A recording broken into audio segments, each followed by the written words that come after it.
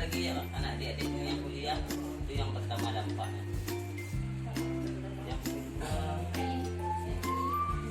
itulah dampaknya, ekonomi lah, ke ekonomi lah larinya.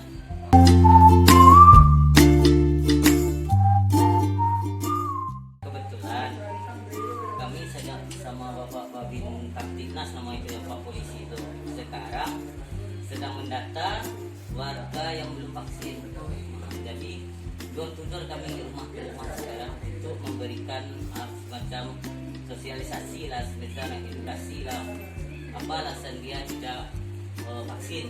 Karena kita untuk menurunkan level kita ini dari level 4 ke level 2 sekarang, bukan yang kena covid tidak kena covidnya lagi, berdasarkan berapa banyak orang vaksin. Kalau sudah terpenuhi sekitar 70% dari orang yang vaksin ini, maka level kita bisa turun, level kita turun ke level 2.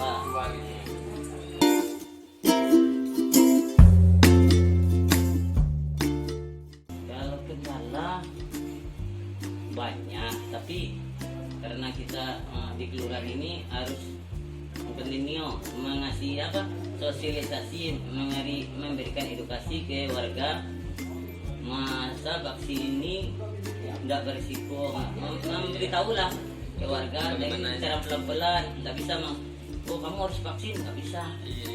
Bisa juga dia menjawab nanti kalau terjadi apa-apa, bapak tanggung jawab, mati saya nanti keluarga saya bapak jamin, kan bisa aja dia ngomong gitu.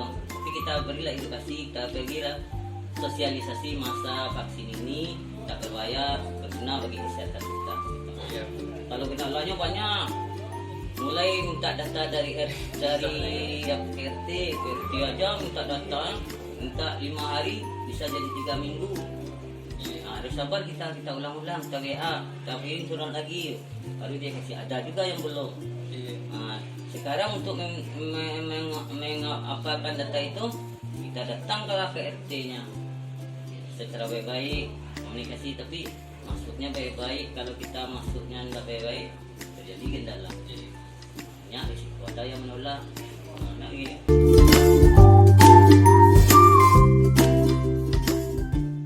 Harapan Bapak tentang lingkungan,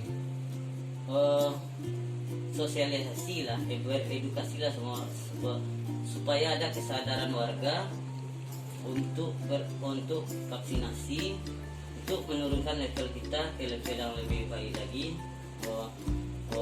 Tidak ada, kita normal lagi seperti biasa. Itu harapan kami. Nah, kami pun di kelurahan tidak sibuk-sibuk. Ini sibuk mengurus sini, memberikan sosialisasinya pun sulit kan, karena orang ini kalau mendengar vaksinasi ya takut. Ada efek sampingnya. Sekarang udah mulai sadar, mahasiswa pun udah banyak yang tokoh masyarakat dan lain. Mungkin kalau di ATB ini udah 85% udah kali. Cuma data konkretnya belum ada lagi. Tapi kalau kita lihat ke RT-nya kan kita ada semacam data atau jadi kalau rata-rata ada tiap RT itu sampai 60-70% udah vaksin. Ada yang tinggal 2-3 orang lagi kalau RT-nya sedikit. Kalau RT-nya warganya banyak, ada yang sampai 70-80%. Tapi kalau warganya sedikit, ada yang udah.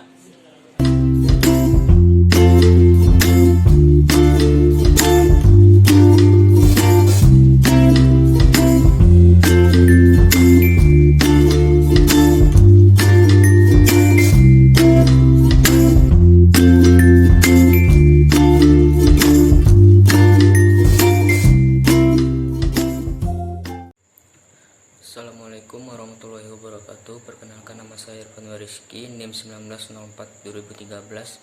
Saya dari kelompok 5. Pada kesempatan kali ini saya akan mempresentasikan hasil dari KKL kami yang berjudul Analisis Kegiatan Vaksinasi di Kelurahan Air Tawar Barat dalam rangka menekan angka COVID-19 di lingkungan masyarakat Kelurahan Air Tawar Barat, di mana KKL kami ini mengambil tema tentang lingkungan hidup. langsung masuk pada pembahasan. Yang pertama yaitu definisi lingkungan hidup. Yang pertama, menurut Undang-Undang Nomor 32 Tahun 2009 tentang pengelolaan dan perlindungan lingkungan hidup, lingkungan hidup adalah kesatuan ruang dengan semua benda, daya, keadaan, dan makhluk hidup, termasuk manusia dan perilakunya, yang mempengaruhi alam itu sendiri, kelangsungan kehidupan dan kesejahteraan manusia serta makhluk hidup lain. Dan beberapa definisi lainnya. Unsur lingkungan hidup ada 3, yaitu unsur lingkungan biotik atau hayati, unsur lingkungan abiotik, dan unsur sosial budaya. Pada kegiatan penelitian di Kelurahan Air Tawar Barat, penelitian kami ini difokuskan untuk mengamati dan menganalisis kegiatan vaksinasi di Kelurahan Air Tawar Barat dalam rangka menekan angka COVID-19 di lingkungan masyarakat Kelurahan Air Tawar Barat.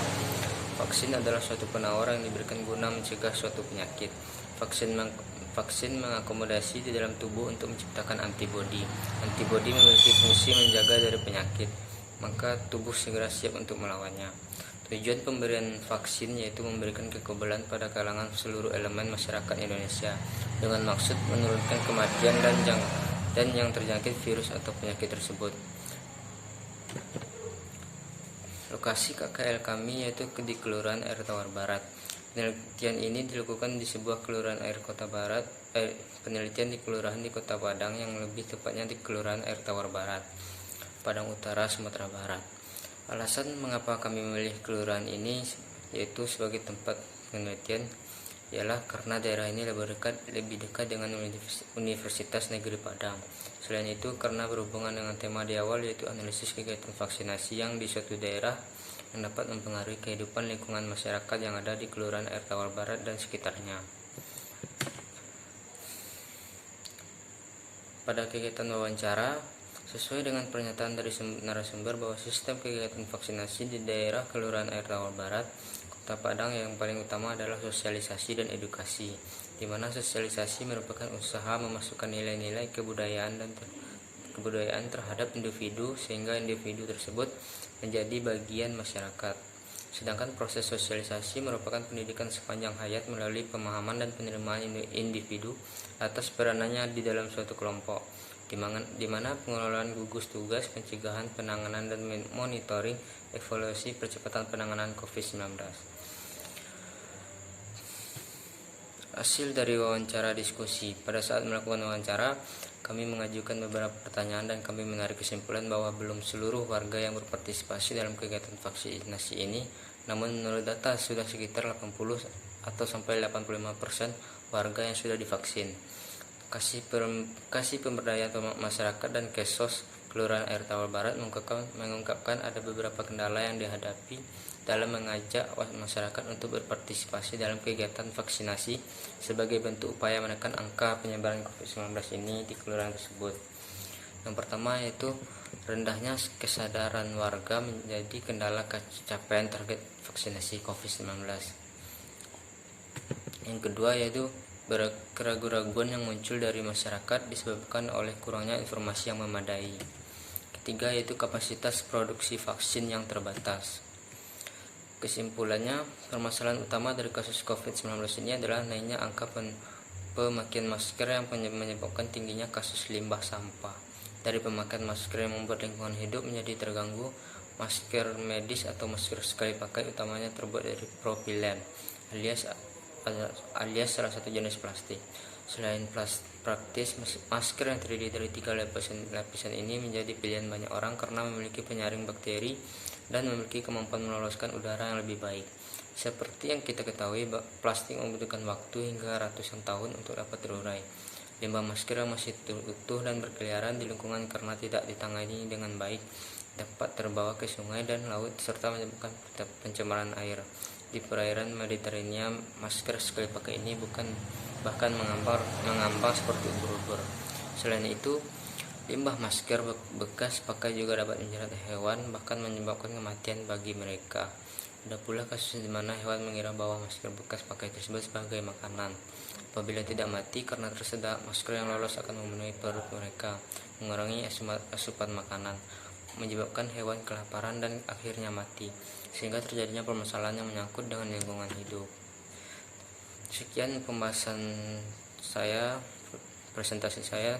mengenai hasil dari KKL yang saya lakukan bersama kelompok saya. Dan mohon maaf atas kekurangannya, saya ucapkan terima kasih.